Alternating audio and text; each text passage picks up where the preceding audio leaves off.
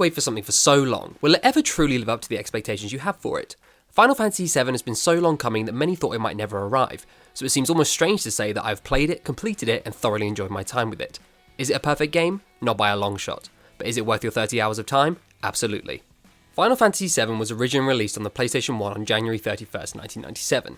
Developed by Square Enix, Final Fantasy VII became known as one of the best games of its generation and is still considered today to be one of PlayStation's greatest. This game was a system seller if there ever was one. Heck, many people even sold up their entire games collections just so they could buy a PS1 to play the game. It captivated audiences of all ages with its alluring setting, interesting characters, and the promise of an engaging story. Fast forward to E3 2015. Fans have long been waiting for something solid when it came to an announcement of Final Fantasy VII on the current generation.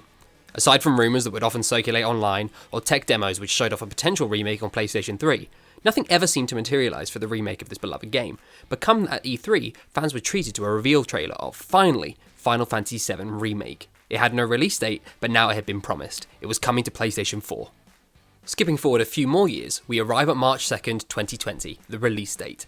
I, like a lot of people, wasn't even sure if the game would ever be playable by us regular gamers, but here I was, staring at the start screen with that familiar symbol synonymous with the game looking right back at me, as the tranquil music created an ambiance like no other in the background. Right from the get-go, this game oozes class. It knows how good it is and it knows how long fans have been waiting for it, and it sounds funny to say, but the opening menu shows that. Once I hit that new game button, I was raring to go and start my adventure into one of the most renowned gaming stories ever told. The story follows the mercenary Cloud Strife as he navigates the dystopian world of Midgar, a cyberpunk-esque city built on 2 levels by the evil corporation Shinra. Cloud and the group he accompanies, Avalanche, find themselves enveloped in a tale of corruption, greed, sacrifice and love as they work to stop Shinra from devastating the planet it occupies. The story itself, whilst remaining true to the original in its major plot points, has been changed quite significantly. It now moves at a much slower pace, fleshing out different aspects of the tale in order to give different beats more context. Oftentimes, the game will pull you out of the action and lead you on quieter portions of gameplay, whether it be walking over broken rooftops, observing the remains of an abandoned city below you, or swinging from the rafters of a lavishly decorated reception area. There is variety in these moments of stillness. I will say, however, that these moments need to be earned, and when they are, they're a fantastic and much needed turn of pace, but when they're not, they can become boring and lead you to wishing for the next enemy you can sink your sword into. Given the nature of the fact that this is a game of potentially 3 parts, it does become glaringly obvious as you play throughout the story that some aspects will remain entirely lost on you until later, particularly if you're brand new to the game. Characters arrive and leave in lightning-quick fashion at times, often without context, something which I can imagine would be very intimidating and downright confusing to new players. The campaign is also guilty of fleshing itself out with boring filler, with party members nudging you quite aggressively into performing certain side missions. Although they aren't necessarily mandatory, the game does a good job of making you feel like they are, with prompts of, "Are you sure you want to go to the next stage?" doing the business of guilt-tripping me into completing every single one, despite them adding absolutely nothing to the story. The voice acting performances themselves are all stellar for the most part. The main protagonists of the story are all incredibly well realised, with each bringing a unique, and I think it's fair to say, wonderfully cliché aspect to the party. Not only are the characters over the top and super Japanese, but the setting is too. The landscape they inhabit marries perfectly with their exaggerated characters, leading to a partnership that works perfectly. Not every performance in the game is great, however, as some of the supporting cast are just a little bit too cheesy for my taste. Jesse's character seems to be there purely to flirt incredibly aggressively with Cloud, and Biggs looks and sounds exactly like Charlie Sheen. The NPCs you encounter in the game also look and sound just a little bit cheaper than the rest, pulling you right out of that fourth wall as the jarring nature of the person you're talking to comes to a head. It's not a deal breaker, but it just solidifies the feeling that these add-ons weren't needed.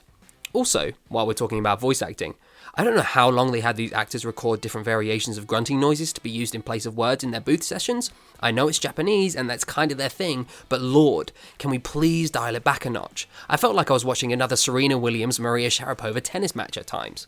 The gameplay of Final Fantasy VII Remake is where this game truly shines. Making a brave move away from the turn-based combat of the original version, this remake reworks the combat almost entirely. Now the action is all in real time, controlling the engagements in third person with the ability to switch on the fly to your other party members.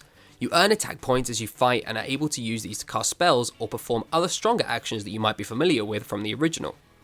This new mechanic leads to an incredibly smooth action experience, one that teaches you how to master it slowly but that rewards you for your perseverance.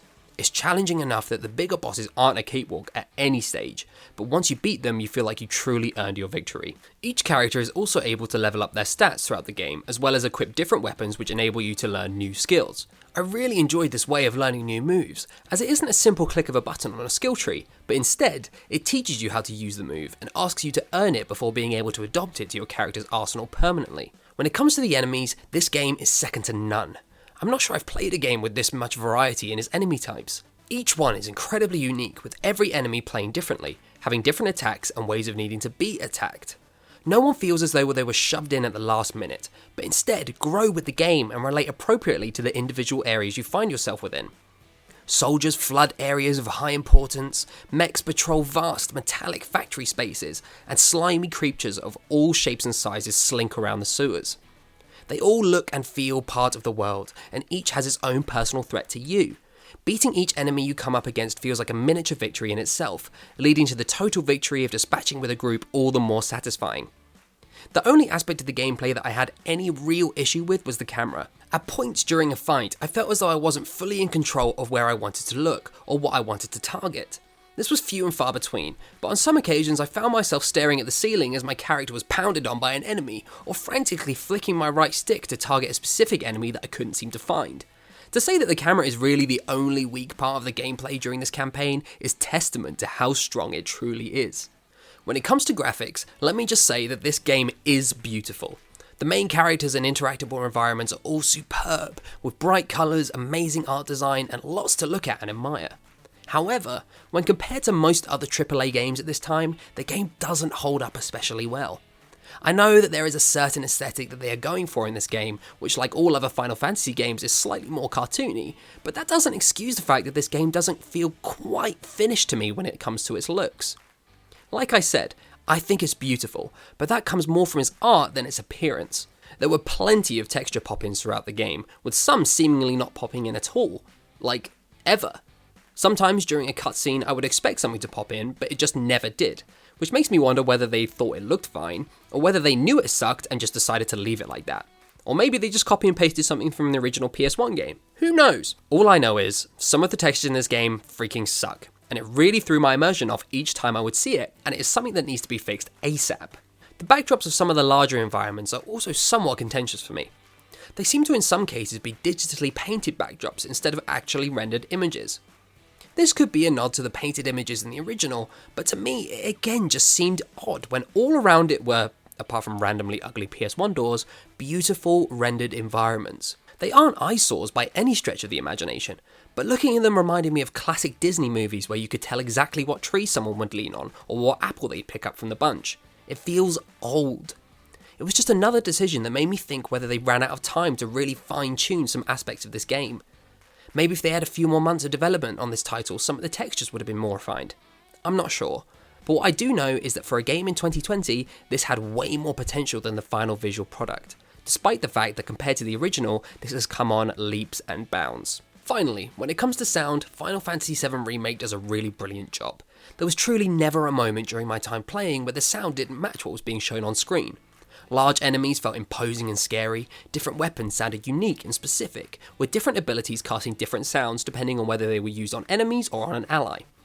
The sound was always consistent throughout, but especially when it came to the music. Final Fantasy VII was always known for having a stellar soundtrack, and this remake is no exception. As I said before, right from the beginning of the game, this title knows just how good the soundtrack is. Whether it's the subtle underscoring during quieter moments, the upbeat funk of the party district of Midgar, or the rock music that kicks in during a boss battle, the music in this game is legendary. Final Fantasy VII Remake is the first page in a love letter to the fans who have waited so long for its arrival. It's a masterclass in what a remake of a classic game can be, but is in no way perfect. Along with the characters we see fleetingly throughout the campaign, the final chapters introduce even more new characters who we have never seen before and learn very little new about. They are intriguing and it sets up nicely for the next game, but again it just makes me feel as though this is a game incomplete, a game waiting for the next, and the next game to follow it will certainly need to improve on some fundamental flaws, but I'd be lying if I said I didn't have a good time with it. I can't even necessarily put my finger on it, but I just loved playing it. Final Fantasy games always have a certain charm, and this game oozes it. If you've never played the original, I'd recommend playing that first before you head into this one, But if you haven't, then there's enough here for you to be able to get a good grasp of the story ready to head into the next chapter, which if history is any indication, will be released in another 20 years from now. See you all again when I'm 40.